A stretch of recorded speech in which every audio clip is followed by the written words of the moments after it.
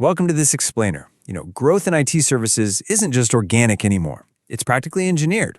Today, we're diving straight into Happiest Minds and their really aggressive playbook for the 2026 financial year.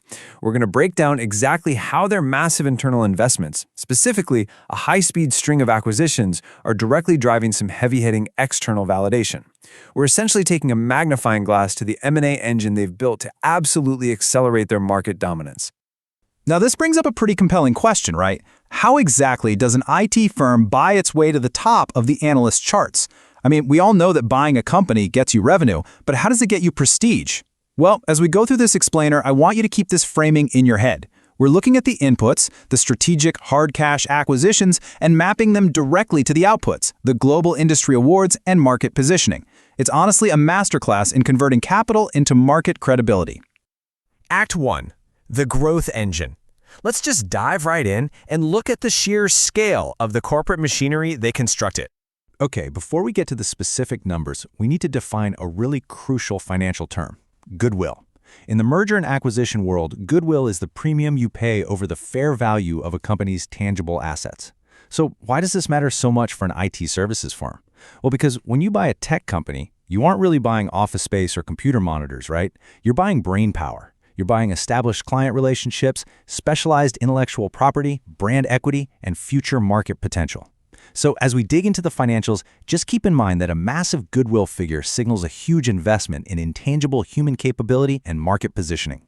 And you really see that speed and strategy when you look at the timeline. May 22nd and May 24th, 2024. In just a 48-hour window, Happiest Minds closed both deals, bringing PureSoftware Technologies and Aureus Tech Systems into the fold. That is lightning fast for corporate M&A. And comparing the two reveals a brilliant multi-tiered approach. On one hand, you have PureSoftware, a massive acquisition with massive goodwill and intangible assets. And then on the other hand, literally 2 days later, Aureus, which was a smaller, highly targeted acquisition. It just shows a leadership team operating with extreme decisiveness, executing complex deals back-to-back to rapidly expand their footprint. Now, I want to pause and focus strictly on this staggering figure: 64,229 lakhs. That was the total cash consideration paid for PureSoftware Technologies alone.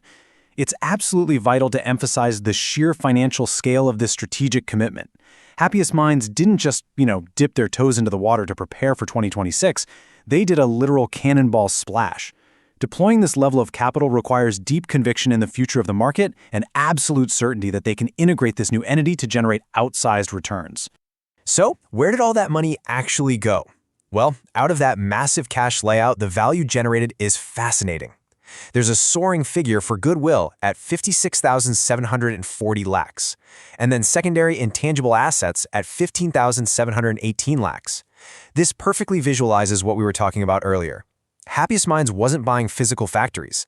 They paid an enormous premium specifically to absorb PureSoftware's market position, their specialized technology frameworks, and their elite talent pool. This is immense future capability, sitting right there on their balance sheet. Next up, the cleanup, streamlining the additions. Because once you buy all these expensive puzzle pieces, you actually have to do the hard work of putting the puzzle together. You literally cannot run an efficient, high-margin IT business if you have completely siloed operations, redundant management structures, and overlapping administrative costs. Happiest Minds knew this, and they didn't waste any time. They moved straight to filing schemes of amalgamation with the National Company Law Tribunal, or NCLT. Just think about the entities being integrated here: Aureus Tech Systems and PureSoftware Technologies, the two we just analyzed, alongside Happiest Minds EduTech and Sri Mukambika Info Solutions. By legally folding these 4 distinct entities into the main corporate structure, they're completely removing friction. They are ensuring that when a client engages them in 2026, they're dealing with one unified, cohesive, and highly efficient machine. Moving on to Act 2, the accolades.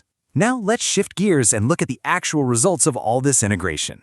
We've seen the inputs, the capital, the rapid timeline, the amalgamation. Now we get to look at the rapid-fire external market validation. And the market consensus is overwhelmingly clear. Everest Group steps up, naming them a star performer and major contender in their software product engineering services peak matrix for 2026. Then ISG chimes in, recognizing them as a major contender for Databricks ecosystem partners in 2026. ARC Advisory Group totally agrees, identifying them as a major player in their 2025 market map.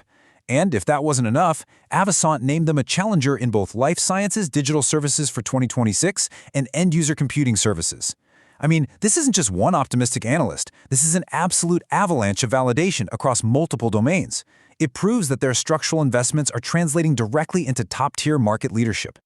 But hey, amidst all this talk of capital outlays, amalgamations, and complex corporate matrices, we've got to ground ourselves in what actually makes this industry work, the human element of growth. Because behind every line of code, every system integration, and every successful client delivery, there are people. The true driver of this IT services growth playbook isn't just money, it's the human talent and the leadership guiding them. Which is exactly why these specific corporate and leadership awards are so incredibly vital to the big picture. Happiest Minds was named a top employer in India for 2026, explicitly recognized for their people-first practices. This completely validates that massive goodwill metric we talked about earlier. They aren't just buying talent, they're actively nurturing an environment where talent thrives. Furthermore, the leadership steering this aggressive ship is also getting major recognition. Executive Vice Chairman Joseph Anantharaju was conferred the Distinguished Alumnus Award for 2026 by BITS Balani in the Corporate Leadership category. It's just solid proof that the strategic vision at the very top is as highly regarded as the company's technical capabilities. So we've seen the massive financial inputs, the rapid integration strategies, and the resulting avalanche of industry validation.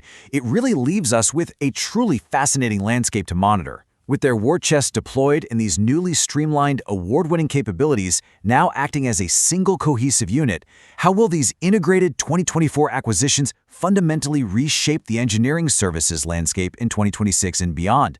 The pieces are set on the board, the analysts have weighed in, and the next few years are going to be absolutely incredible to watch.